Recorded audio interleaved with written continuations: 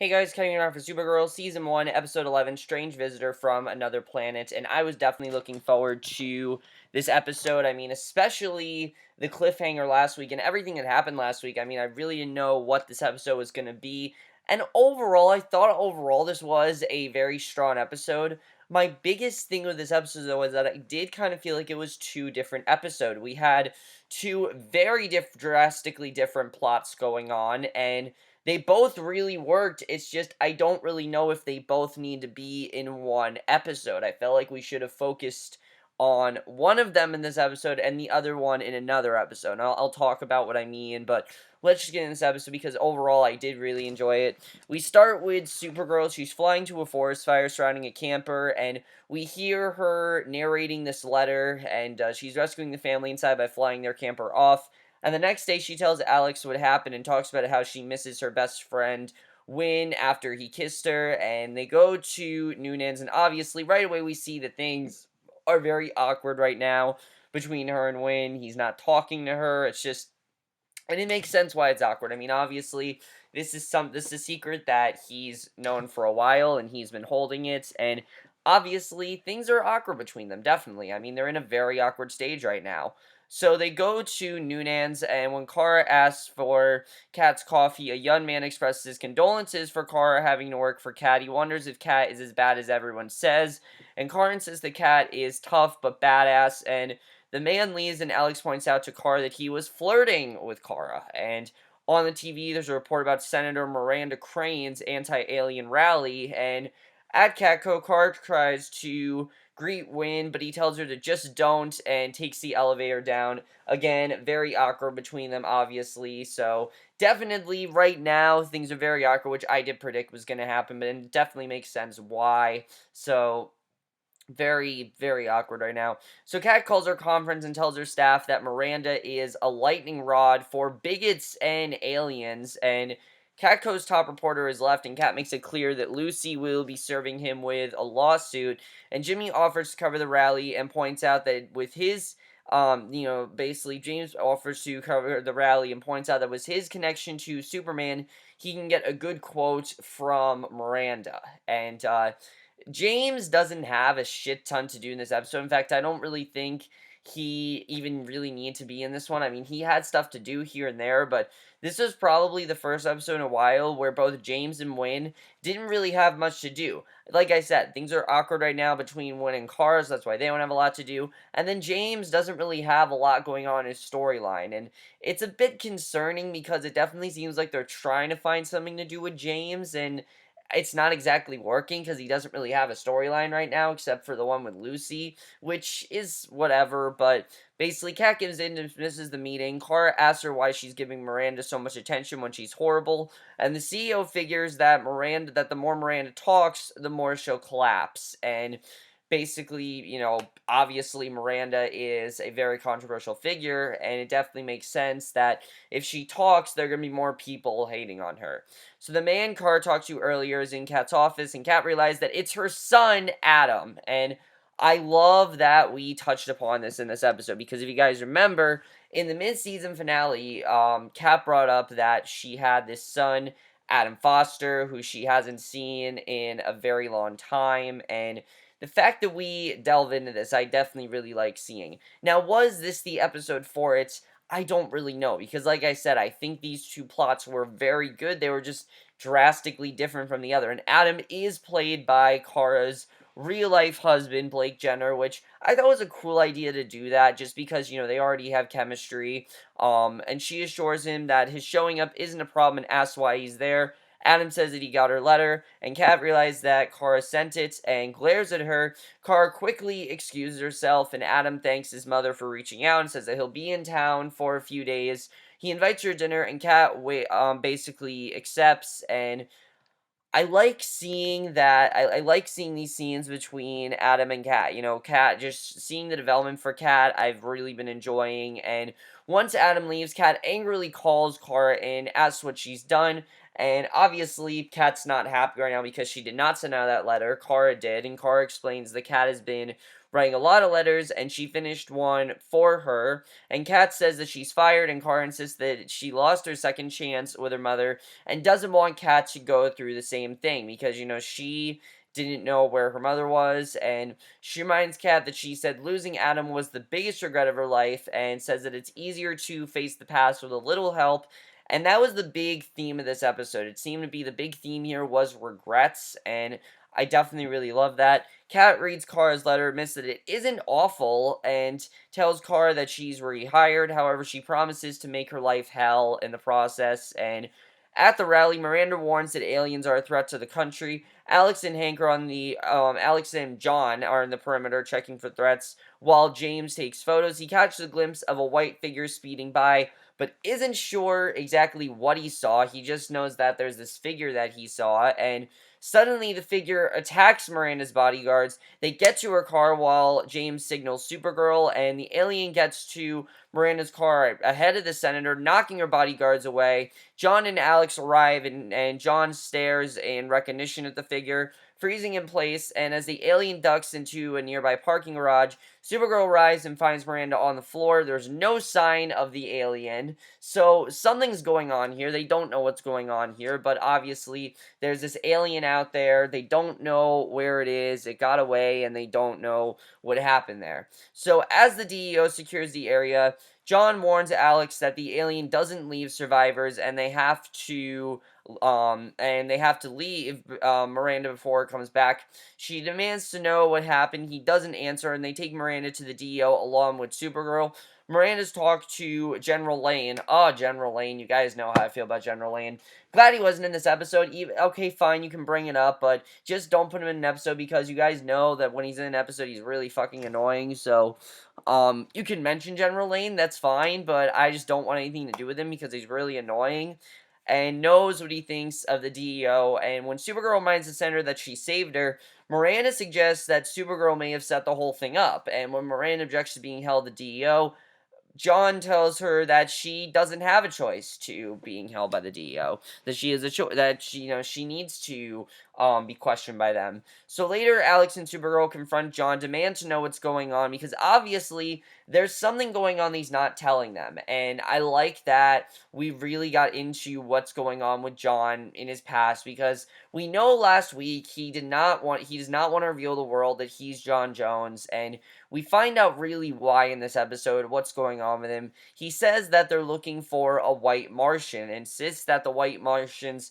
slaughtered his people, and the green Martians then came from behind Mars' surface and burned them all, and warns that the white Martians are dedicated to wiping out his people. And when Supergirl points out that they attacked Miranda, John says that he brought it to National City. He explains that if he uses powers, then it will know because of a link their races share, and it attacked the rally to draw John out, and Supergirl's scared off. She assures John that he'll be able to move the next time he confronts it, and that is crazy, just finding out what happened to his family and everything. I mean, it's crazy. I mean, it's essentially like the Holocaust, and the way that they related this to the Holocaust, so that was definitely very interesting. I mean, think about the Holocaust. There were many people tortured and in the gas chamber, and they were gassed and everything. And here, basically, the same thing happened. And after Alex leaves, John asked Supergirl to deal with the White Martian so that he isn't exposed and loses control of the DEO. So Kara then meets with Kat, reminds her of her dinner with Adam. Kat insists that she can handle talking with her son after interviewing the rich and powerful. And Kara points out that Kat can be a little overbearing sometimes. She suggests that Kat be honest, but Kat makes it clear that she doesn't want her advice. She feels like she knows what she has to say to Adam. And basically, at the restaurant, Kat talks to Adam about her career. She finally asks how Adam's college career is going, and he tells her that he dropped out. And Kat turns conversation back to her, and Adam points it out. He wonders if she wrote the letter, and Kat claims that he did. And Adam says that he came there to hear Kat apologize, and she says that she's sorry, but she wouldn't have been a good mother. And he says that just proves that it's all about her, and leaves. And it's clear. I mean, she's basically justifying why she gave him up and why they haven't talked all these years. And that's not what Adam's there to do. He doesn't want to hear justification. He wants to hear remorse. He wants to hear that she's sorry. And, he feels that she's a very selfish woman and she's not proving otherwise. So, I definitely really like that. At Catco, James and Kara go over the pictures he took at the rally. He says he told Lucy he was going to be late getting home, brings up a photo of the White Martian. It shows a similar glow in Miranda's eyes, and all of the photos after Supergirl rescued Miranda show the same glow. So definitely very interesting. At the DEO, Miranda's eyes glow as John takes her away. He tells her Supergirl has agreed to bring the White Martian in, and Miranda says that she's heard rumors that there's an alien mole in the DEO, and John says that she's paranoid, and Miranda says that it would be very embarrassing if the mole was revealed. She suggests that John conduct a quiet internal investigation, and John dismisses her suspicions as comic book delusions that there's no way there's an alien out there, and obviously he's trying to protect his own ass, and Miranda tells him to remember that he was warned. Kara then claims Alex warns that the White Martian shapeshifted into Miranda's form. She draws her gun, aims at Miranda, who asks John if he's sure there are no hidden aliens there. Miranda mentions the White Martian, and John points out that he never said she was attacked by a White Martian. The Martian then slams John away, attacks the other agents, and Alex opens fire without effect as the Martian runs through the DEO base, attacking anyone in her path, and very crazy stuff. Knowing what the White Martian is capable of, I mean, this was very intense here. The White Martian intruder gets to the central chamber. The agents firing manage to shoot off one of its fingers. John runs in, freezes up again as he remembers the White Martians wiping out his people, and the internal damage that, John's been through really, I think, makes him an even better character. I've already really liked the character of John Jones. I think they're doing a very good job with him, but this really got us to understand him and understand his point of why he doesn't want to reveal that he's John Jones. Obviously, just knowing what happened to his people, he's a bit ashamed. He obviously is scared of what could happen to him. I mean, there's a lot more going on with him than we thought there was, and I definitely really like finding that out. So Supergirl arrives, attacks the alien. The two are evenly matched, and the White Martian flees through the roof. Supergirl tells Alex to tend to the stunned John and flies out, but the alien has disappeared. Kat calls and says that she needs Kara in the office immediately, and once they're alone, Alex says that it's her fault that she pushed him to use his powers, revealing himself to the White Martian. John insists that it's his war, but Alex says that he's not in it by himself. She promises together they will protect Earth, and John says that it wasn't just his planet. The White Martians overwhelmed the Green Martians with their technology, herded them into caps, then fed the women and children into furnaces, including Hank's, John's wife and daughter. And that's just, it's crazy. It's disgusting to think about, and again, very much like the Holocaust. And John escaped and survived to his shame, and Alex tells him that there's no shame in surviving and he wouldn't want his family to be assured. John vows that he'll stop the White Martian from killing anyone else, and definitely, I really like seeing John determined. I mean, he obviously really wants his revenge, and I definitely really like seeing that. This turns into a bit of a revenge episode, and I definitely really like seeing that here. So Kara meets with Kat, who complains that Kara wasn't there. Her assistant asks about the dinner, and Kat complains that Kara let her go there unprepared. She figures that Adam will never talk to her again, and Kat admits that Adam came there because of the letter, and Kara promises to fix it and leaves. So at the hotel where Adam is staying, Kara finds him and figures the Cat sent her to apologize. Kara says the Cat is scared of losing Adam and insists the Cat isn't a heartless mother, and she tells Adam that there's a hero inside a cat, and sometimes being a hero requires sacrifice. And I really like this scene here. The way that Kara is trying to say that, hey, your mother's not a terrible person. I feel like this is the first person that's actually said that Kat may have some good in her, and Kara figures the Cat wouldn't change anything except leaving Adam, and Adam figures that Kara wrote the letter, and she finally admits that she did. She says that Kara is scared and asks Adam to give her another chance. He agrees with Kara if Kara comes with him. So later, Kat and Adam get together at Noonan's, and Kara plays referee, says that Adam wishes Kat had focused more on him because all the time they're apart. She tells them to say something real, even if it terrifies them, and Kat says that she never got to be there when Adam grew up. I thought this was a really nice scene here. Adam asks if Kat missed him, and she says that she did, and she still does. Kat takes his hand, pulls away after a moment. Adam takes it, admits that he missed her. Kara excuses herself, and Kat thanks her before she goes. She then says that she's just sorry, and I definitely really like seeing that. Seeing that she's actually trying to have a relationship with her son, who she's wanted to talk to after all these years. I definitely really love seeing, and I like seeing them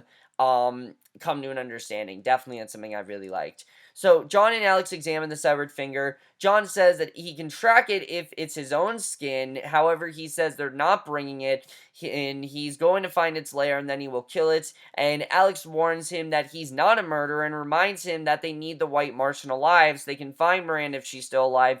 She says there's no honor in what he's about to do, and John says that it no longer matters. I mean, this is someone that killed and slaughtered his family, so obviously for John, this is a lot more personal of a mission to Alex. Alex will never have that internal struggle that John's going through because she never had to really face that. Although in some ways Alex did, and we'll get into that because definitely there's a very interesting scene that deals with that.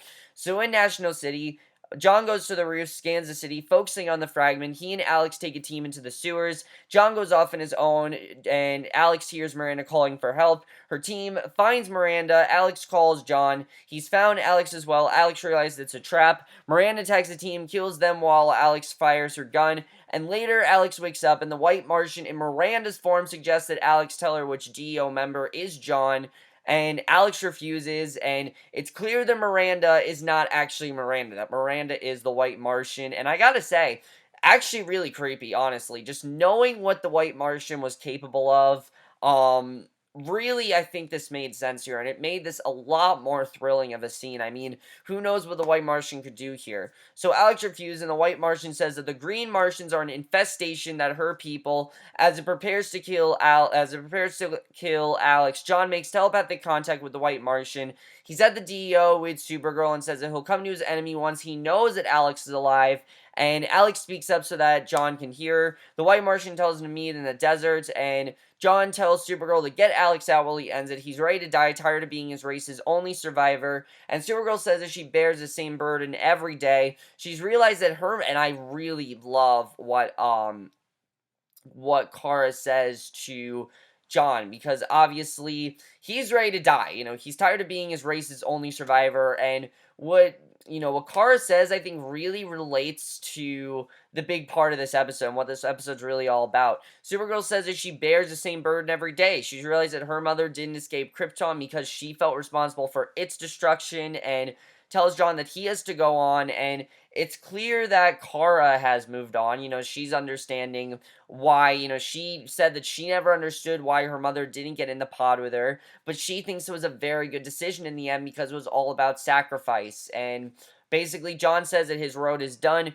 Once he helps Alex, he'll join his people wherever they are, and I definitely feel the direction we're going with John is that he's going to try to see if there's more out there like him, because for all he knows, there could be more Green Martians out there, and definitely I'm interested in seeing if John finds more Green Martians. So John goes to the desert and waits. The White Martian arrives with Alex, and John says that it's between them. His enemy says he can see his dead children in his mind, and John kneels and asks if it sent him to his family. The White Martian starts to strike. Supergirl flies in. The alien flies in the air, and John in his Martian form and Supergirl fly after it. They fight in midair. John finally brings it down. Supergirl tells him that it's over. He slaps kryptonite handcuffs on her and says that he can't let her stop her. Hank then prepares to kill the White Martian. Supergirl says that she lost everything. However, neither one of them can throw away what they are. If John does, then he dies. And very powerful scene there. I definitely really like. And the way they related Kara and John's, struggles,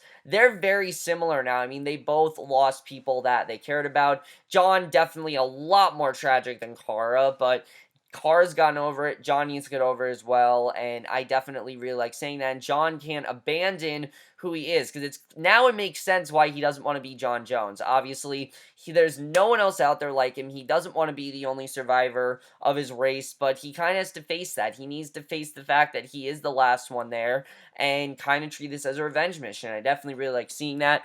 So later, John and the others lock the White Martian in a cell. The White Martian tells Supergirl that there are millions of her kind and they will come. Supergirl says to let them come. She and Alex tell John that he did the right thing but are sorry that he had to. John says that any man would be proud to call them his daughters, and Supergirl hugs him until John says that it's enough and walks away. And the next day, Kara arrives at work. She passes Winn without saying anything, and when he mentions it, she says that she's giving him space and time. And I like that she's trying to tell him that he's basically doing the right thing because, yeah, he is. I think right now, this space between them is what those two need. I mean, it's obviously very awkward right now. Winn has a lot to think about, Kara has a lot to think about, and they both have a lot going on in their lives, so I'm fine with a couple episodes of them not talking because, we're so close to seeing them being friends that actually seeing them change up the dynamic to the point where they're not really talking at all really is interesting, definitely, and I really did like seeing that. Definitely, especially after a Winn-centric episode, it makes sense that we didn't focus on Winn as much here. We didn't really need to. So, Miranda gives a speech explaining that she's reviving her stance on the anti-alien initiative. She says that they have a lot to learn before they take action. A reporter asks why she changed her mind, and Miranda says that Supergirl changed her mind by apprehending her attacker. From that, she learned that not all aliens are enemies. So, Miranda learned a little bit there, and I was a bit confused at first because I thought Miranda was a white Martian, but then I realized she was kind of just possessed by the white Martian. So, I like that Miranda is definitely starting to understand aliens more, and I definitely really like seeing that. I'm wondering if we're going to see her again. So Kat's in her office watching a broadcast of Miranda's speech when Adam comes in. He says he decided to stick around National City a little longer, agrees to have lunch with his mother. Adam then asks about Kara and says that she has nice hair. Kara arrives and Adam makes it clear that he'd like time alone with her. He'd like time with her alone. He wants to go on a date, and once Kat takes the hint, Adam thanks Kara for what she did. He invites Kara to dinner, and I like the scene where he's like, is it Kara or is it Kira? And Kara says, well, it's Kira to Miss Grant, but for everyone else, it's Kara. I definitely really like seeing that. He invites Kara to dinner, and it's a sweet scene because, of course, Blake Jenner and Melissa Benoist are together in real life, and they just have very good chemistry. And Kat calls over to say that Kara is available, and we don't know if this is going to take place. I'm looking forward if we're actually going to see Adam again because I think I really like his character. I'm interested in seeing more of what's going on with him, and especially for Kara, I think this is the best thing for her now. I mean, she's kind of had to choose between Winn and James all season long, so having someone else that's not Winn or James, I'm definitely interested in seeing if maybe this is going to go somewhere. We'll have to see. And that night, Kara and Alex are having ice cream, talking about Adam. Kara worries about the date and explains it's with Kat's son. Alex tells her to go on the date and have fun before worrying about what happens if the date goes bad. And Kara says when people need help, she helps them. And Alex tells her that she doesn't have to save everyone all the time. And they watch on the news and they see that Supergirl in right now is making a rescue, but it's not Supergirl. There's someone else out there. They wonder who it is, and that's how the episode ends. What's going on here? Like, clearly there's someone else pretending to be Supergirl, and I'm pretty sure this is connected to Max Lord. Like, maybe he thinks he's found Supergirl, or maybe he's trying to lure Supergirl to this location. I'm not really sure what's going on here, but that definitely is very interesting. Who is pretending to be Supergirl, and why are they pretending to be Supergirl? Definitely am very interested in that. We'll have to see what happens with that. My prediction is that's connected to Maxwell Lord, but we'll have to see what happens there. I really love, though, the character development with John. Like I said, my only complaint with this episode is that it felt like two very drastically different episodes. One great episode about Kat trying to connect with her son, and the other episode all about John Jones' past. And they're both really solid. I just don't really know if they really fit together as one big episode because it really did feel like two very different episodes. And it definitely, I will say that when we went from John to Adam, I did think some of the transitions were a bit awkward because we'd go from this really intense stuff to a not as intense storyline. I think just as emotionally engaging, that definitely was something I loved about this episode, was a lot of it was catharsis, especially for John. I mean, this was definitely a very cathartic episode for John. He now doesn't have to deal with as much. He definitely is moving past his grief, and I definitely really like seeing them. The way that they related Kara's situation to John's situation. My big question is John going to find there are others out there like him? Because he's convinced he's the only one left of his people. So are there others out there? Is he going to meet someone? I mean, I'm very interested in seeing where this is going to go because really this Martian Manhunter storyline I've really been into, but now that we know even more what's going on, it's made things a lot more interesting, and I definitely am looking forward to seeing what's going to happen with that. Adam and Kara, how's this date gonna go? I'm looking forward to seeing what happens with Adam and Kara. I think that things could end up well between them. Winn, I think it's good that Kara and Winn are not really talking right now. They kind of need some space between each other. I mean, things definitely got awkward last week, and I think they need some time apart. So I definitely like seeing that. That definitely is going to be interesting to see what happens with that.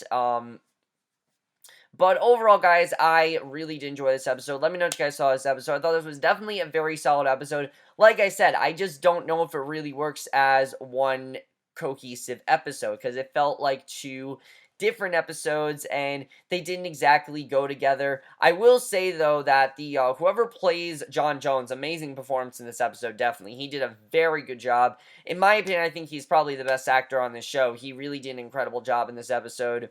Let me know what you guys thought of this episode. What is going on with this Supergirl impersonator? Who is impersonating Supergirl? What is their personal thing against her? I mean, we know next week's episode is called Bizarro, so I'm pretty sure we're gonna find out if that girl that Maxwell Lord is keeping, if she's gonna be Bizarro. Is that connected to what's going on here? I'm not really sure. We'll have to see what's going on. But overall, guys, let me know what you guys saw this episode. I'd love to hear your thoughts on it, and I will see you guys in my next video, which will either be for Pretty Little Liars or The Flash. I don't know which one I'm going to watch live tonight. We'll have to see, and I will see you guys for that. Okay, bye.